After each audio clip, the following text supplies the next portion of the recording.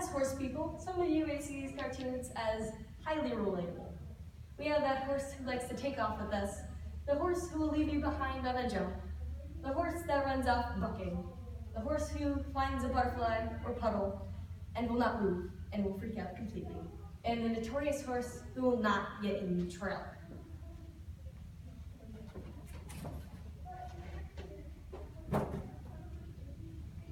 Now today, there are 9.2 million horses in the United States, where 4.6 million Americans are involved in the horse industry, such as service providers, horse owners, or employees. Now, one major problem that all these horse owners have in common is communication problems with their horses. Hello, my name is Judith McKinley. And I am Nicholas McKinley. And today we're going to be talking about natural horsemanship. So natural horsemanship is about creating a bond between you and your horse, which you can then use in the many different disciplines that you ride in. Now, two of the greats that some of you may have heard of are Pat Parelli and Clinton Anderson. Now, both of them use natural horsemanship, and their key component is communication and creating a bond with your horse. While Pat Parelli is more of an asking a horse to do a task. Nicholas, please step forward. To where Clinton Anderson tells a horse to do a task. Nicholas, step back. However, both achieve the same goal, they just have different methods. At least they use the same techniques and different wording.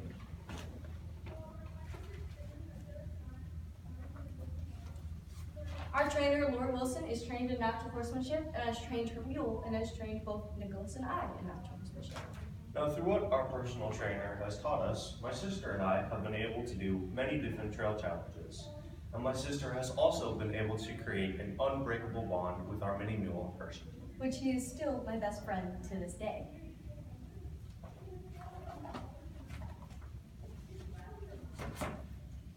Now, there are many things that you have to think about when teaching natural horsemanship. The first thing being, you have to think like a horse. Humans and horses are completely different species. So whereas my sister is thinking about playing on her phone, a horse is thinking about how it's going to eat and how it's going to survive. So you want to think like a horse. Second is that horses are herd animals, meaning they follow one leader. It is crucial that you become that leader, so when you need to tell them, they will listen. However, even though I was itty-bitty, because we've been doing natural horsemanship for a very long time, my uncle did not know how to ride a horse, and my horse Len was fairly green, so I had to be the leader for both of them. Another key thing is, as humans, we are predator animals. Horses have their eyes on the side of their head, therefore they are prey animals. We do not want to come across to our horses as predator animals. We want to be a part of their herd, their leader, and their friend, ultimately.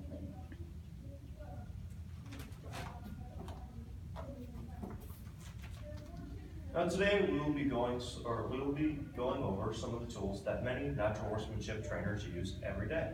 First we have the rope halter. The rope halter, compared to the traditional halter, is lighter, and as you can see, it's got knots. These knots, when pulled, apply pressure.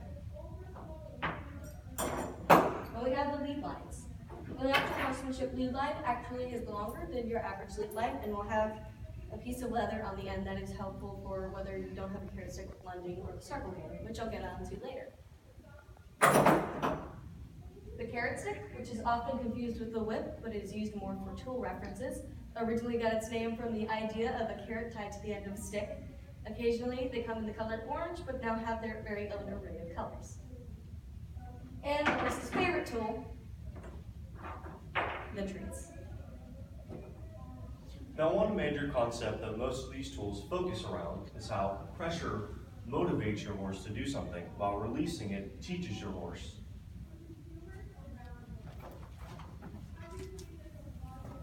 Pat Parelli created the 7 friendly games. Now these games help build communication with a horse and rider team, no matter what discipline we ride. Being that we couldn't have an actual horse come in here today, we're going to have our friend Clover. Say hello, Clover. Hello. So the first game is the friendly game. It is getting your horse used to the carrot stick, or it is a tool that you'll be using for most of these activities. So first you're going to let your horse smell the carrot stick. Then you're going to rub it around them to get them used to it, and then once they're comfortable, take the rope end, fling it around them, so then they're very comfortable and are used to it. So it ultimately becomes their friend. Then we have the porcupine game. The porcupine game let your horse get used to you. So first you're going to approach your horse with the horsey handshake, where you'll put your hand into a fist and let them smell it. Then when you go to pet them, put your hands cupped. You don't want it opened because it will appear as claws, especially new horses or abused horses. So then you'll go and you'll pet them, and maybe you'll pick up their hooves. Just get them used to you being around them and you used to them.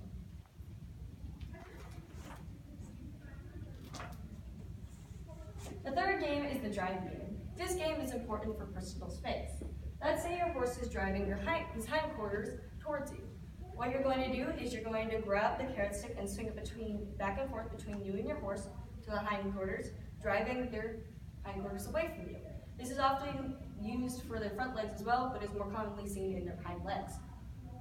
The yo-yo game. Not that kind of yo-yo, Clover, but close. This is where you're going to have your horse back up. So first you'll have your horse close to you. And you're going to hold up 2 fingers when you shake the lead line back. The 2 fingers are important because once your horse gets used to this, if you're in the pasture and you need your horse to back up, they'll remember the 2 fingers. So then once your horse is backed up enough, apply pressure to come them back to ask them to come back to you, and then reward them with a treat or praisal, communicating that they did a good job.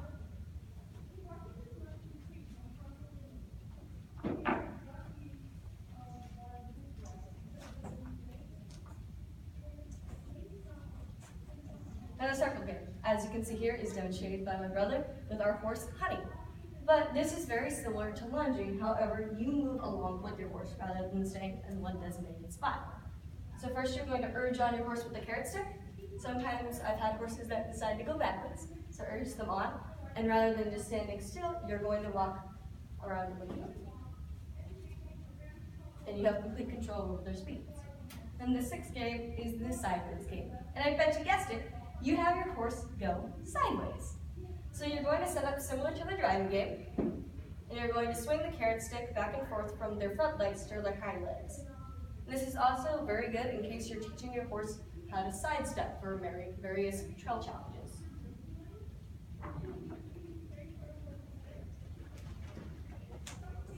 Last but not least, the squeeze game, which is one of the more difficult games. Now this game is really helpful for getting that notorious horse into the trailer. So you're either going to have your horse become between a tight space or onto a tight space. So today we're going to have Clover come between our lovely podium and our table. So first you're going to go through and showing that your horse is okay. And you're going to urge them on either with the carrot or reward with treats. So once they do it, reward them, and then ask them to do it a second time until they're comfortable. Then getting your horse onto a tight space.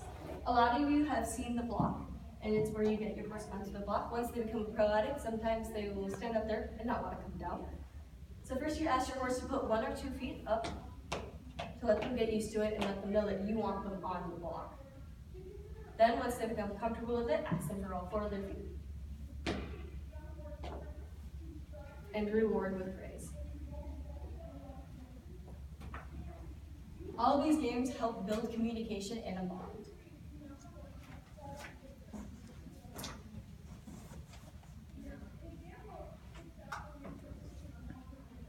Using natural horsemanship, I have been able to teach my horse Aladdin to not only ride dressage, do trail challenges, hunter jumper, western classes, and many more.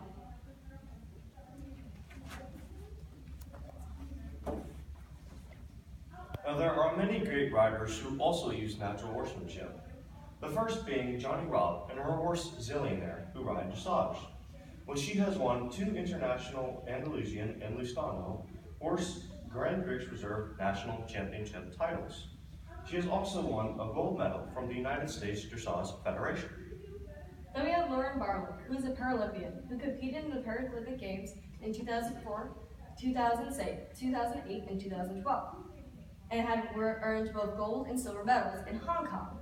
She also earned bronze and silver medals at the World Equestrian Games in Normandy, France, and also was awarded the Canadian Equestrian of the Year.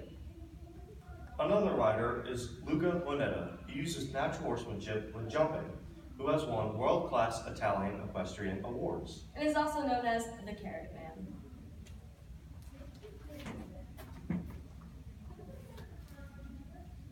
Now today we have talked about what natural horsemanship is, some of the greats who teach natural horsemanship, how you have to think like a horse and become the leader, the 7 friendly games and the tools used for these games and natural horsemanship.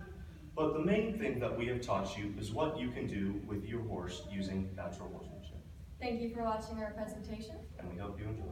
Our references include